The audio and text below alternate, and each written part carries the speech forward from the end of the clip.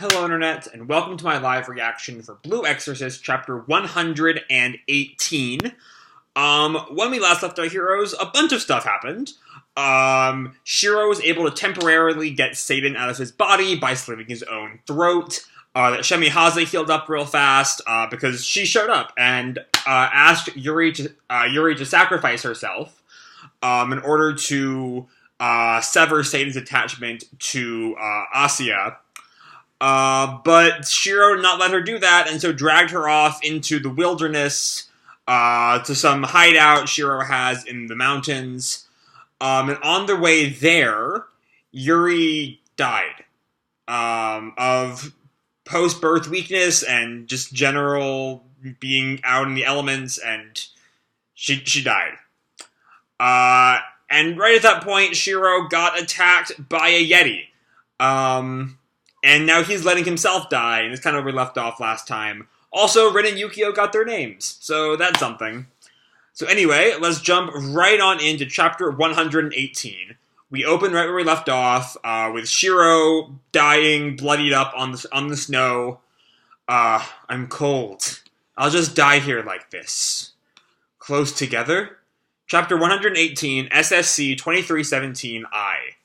We really need to find out what SSC means sometime soon, because that's been like every chapter title for the past 19 chapters, and I still don't know what it means. Anyway, but maybe the Yukio Toko isn't warm. Yuki Otoko. Oh, so it looks like Yuri's, like, either he's imagining Yuri's ghost, or like some last part of her soul is still there with him. You are warm. Even the Yukio Toko is warm. Yukio Toko. And this is still Yuri, my bad. Yukio Toko are warm and strong. And remembering that gives Shiro the strength to, like, grit his teeth and try to fight. And the Yeti is still, like, walking away. And it's picked up this bag. Oh, I think that's the bag where baby Rin and Yukio are. I couldn't tell because the Yeti is just, like, so huge that the bag is, like, this big compared to him. And he goes to eat the bag. And Shiro, like, tries to get up. I can't let this happen. I've got to get away. I've got to survive. And he pulls out his gun and shoots the Yeti. It has some, demon-powered, extra speed. And I'm trying to tell where it hit him. In the eye, maybe? I think it hit him in the eye. And the Yeti, like, grabs his eye and screams. And then it, like, charges at Shiro, and Shiro drops the bullet canister thing. I'm not an expert on gun terminology. Reloads, and before he can fire, he is picked up by the Yeti. But he just keeps on firing inside the Yeti's mouth. Like, he's like, the Yeti's teeth are, like, pressed up against, Shiro's arm. Sorry about that.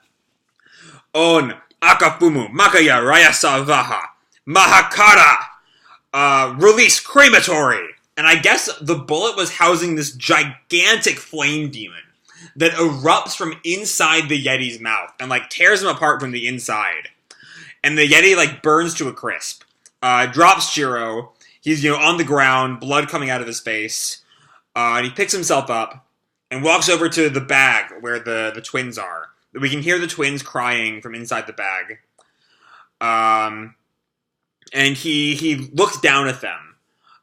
Just crying and crying, and Shiro just looks at them, tired. Do you really want to live that badly? And he picks up the bag. I mean, you're Satan's kids. Is this really okay? Is this okay? Satan's kids. Me. We all die someday. Until then, it's okay for us to live. And he picks up the kids. I guess this is when he decides that he's going to raise them and walks away. And we see one of the keys unlocking. And we've cut to somewhere. Is this section 13? This might be section 13. People are, like, trying to get scientists and children out of this room. Don't panic. What in the world is happening? Oh, right, because the rest of the world is still dealing with the Blue Knights. Right. Hey, how did Operation Blue Lightning turn out? And where is Yuri Agen?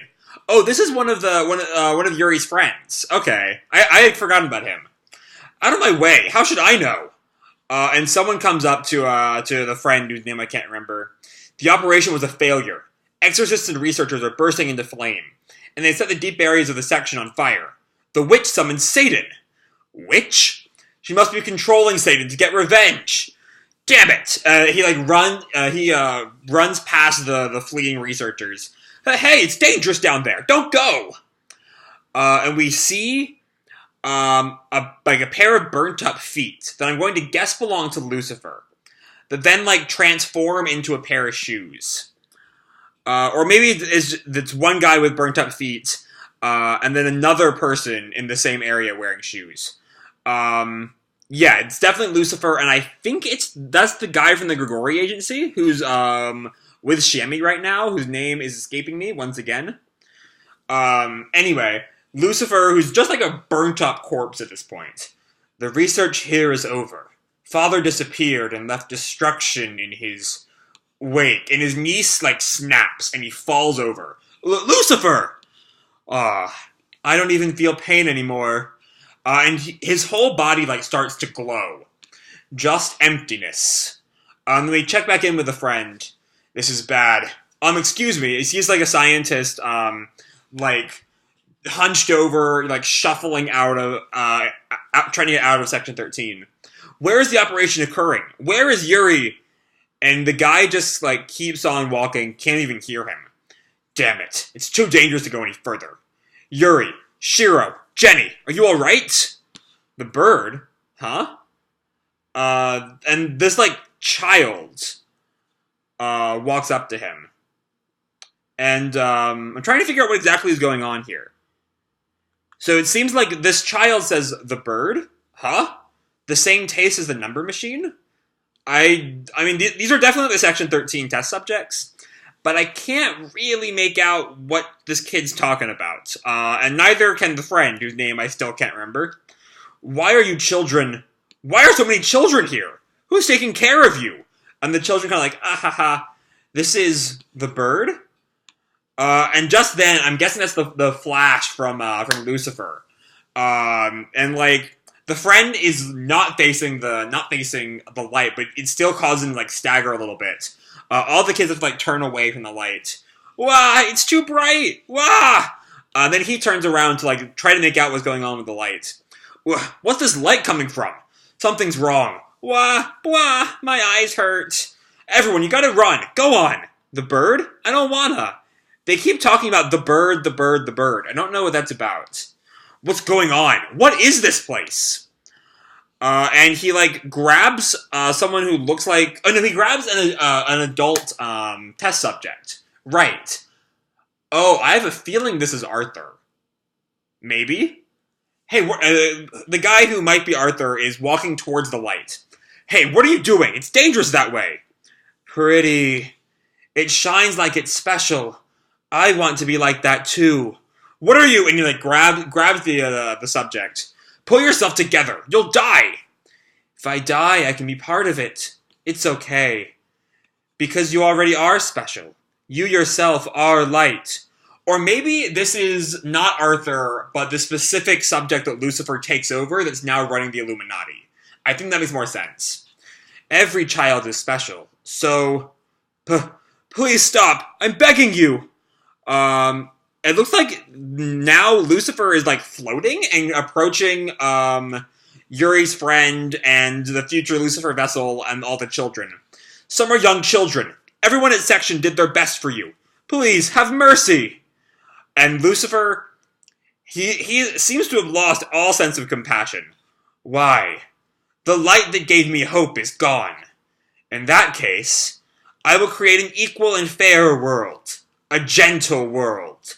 So this looks to be the beginnings of the ideals that gave birth to the Illuminati, though I don't quite understand what exactly, what in particular caused him to reach this conclusion.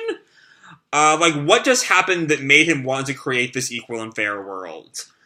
Just a lack of, I don't see how losing the hope of Section 13 causes this. You know, because clearly the big change that's happened to him is his hope for a body is gone. Section 13 is burning. You know, he's not going to get the body he's been promised. But I don't see how that despair leads itself to this. I don't know. All living creatures. He like gathers this light in his hands. Let there be light.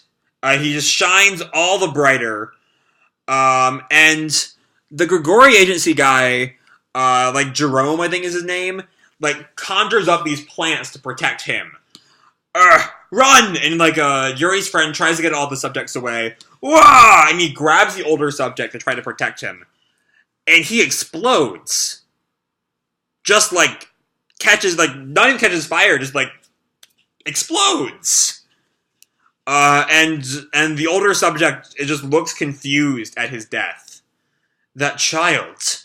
And Section 13 is now burning all around them.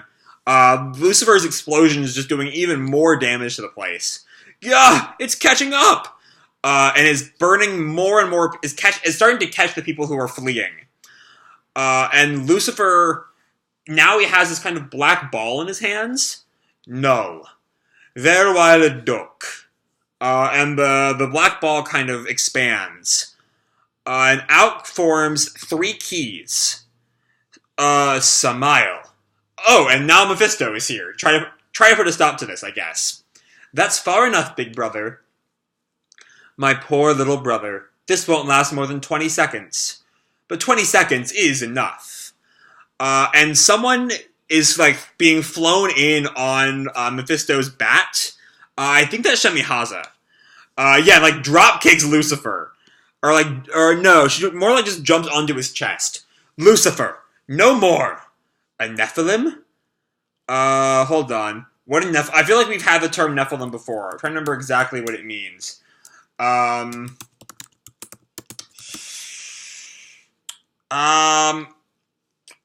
me see. Oh, so it's human, a human demon hybrid. All right. Oh, Rick. Rick was the guy who just died's name. Anyway, a Nephilim? What? And we see that Shiemi Haza is like putting some kind of energy into him that's returning Lucifer back to his burnt corpse form. This spirit power! Why does a Nephilim have such strength? Gah! And then after a moment, I see. You borrowed the power of Shiemi Haza's crystal. The Nephilim are of mixed blood. Shiemi Haza is the only Grigori with power left, but her blood is weakening. And I hear her successor is a normal person. Do you think someone like that can overcome the King of Light? And for a second there, this shot of Shiemi Haza's Nephilim kind of reminds me of Shiemi's grandmother. Maybe she's gonna like super age here, and that will explain what she's doing at the beginning of the series. Maybe? I don't know. But Lucifer shines his light all the brighter, tries to reform his like God of Light state. Ah! The blow even like blows Mephisto back. Yeah! And the Nephilim is also burning. Lucifer, haven't you noticed? There's a contradiction in your scheme. When you and Satan don't get what you want, you use force to kill many people, and then you cover it up with pretty words. Where is the equality when one being has the power to destroy the world in an instant? And Lucifer is starting to gain like more definition in his form. And he's screaming too. But you're the same! If you kill me, then... and Shiemi Haza cuts him off. No. Leading life to a better state is Shiemi Haza's power as Emperor of Creation, and it is substance that determines life or death. To live is to die, and to die is to live. Please, Lucifer. What are you? Why? Do not be afraid of death. Why? And then Lucifer explodes. Same way that Rick exploded. Shiemi Haza has won, or Shiemi Haza's Nephilim has won. Yeah, Lucifer explodes, just right then.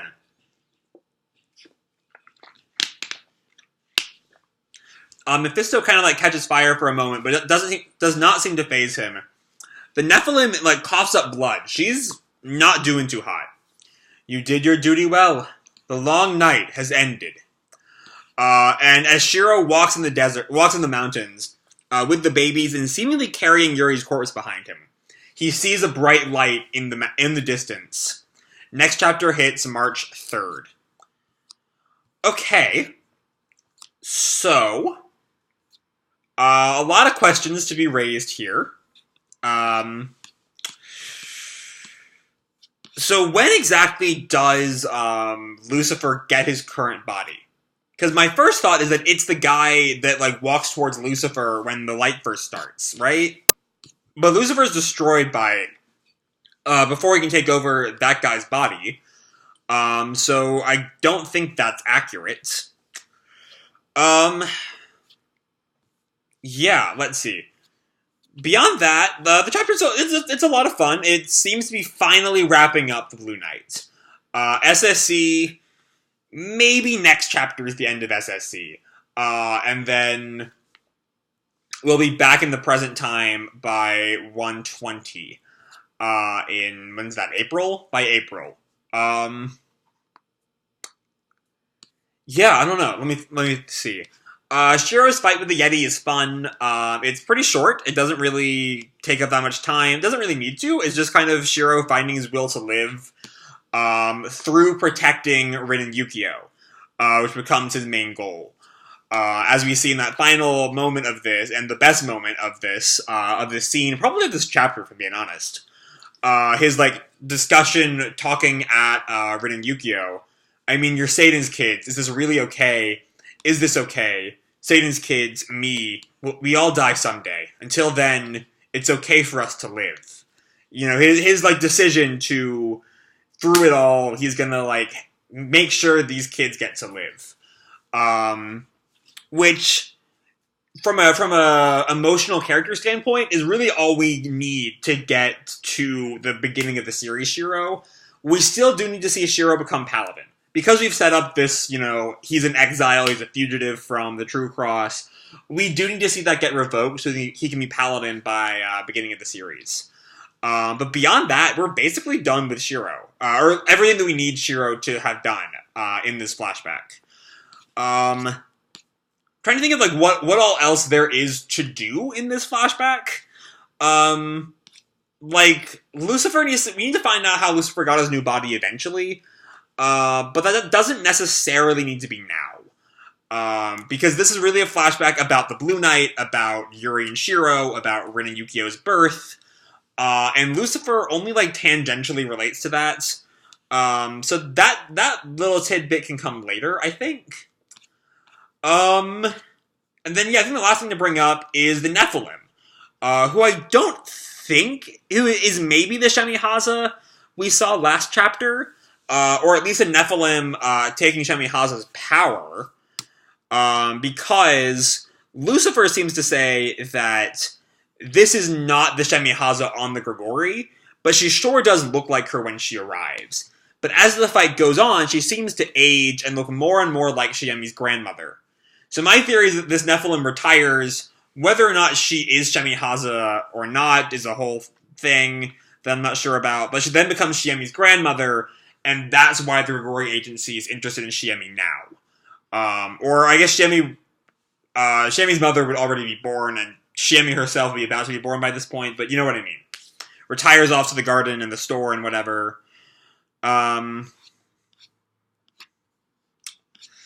So yeah, and then with that, the Blue Night is over, the sun rises. My first thought was that this light here was, like, the after effects of Lucifer's light. I think that's just the sunrise, signifying what Mephisto says, the long night has ended. And so next time, I think we're going to be nearing the end of SSC. Either next chapter, maybe the chapter after that will still be SSC. I don't know. But yeah, we are right at, basically we just need to wrap up SSC, and then we can get back to the main plot, the present day storyline. So yeah, I'm going to leave this video off here. Hope you all enjoyed the chapter and the video itself. If you did, feel free to drop me a like or subscribe or, you know, do whatever makes you happy, you know? And remember, your life is your own, okay? Bye!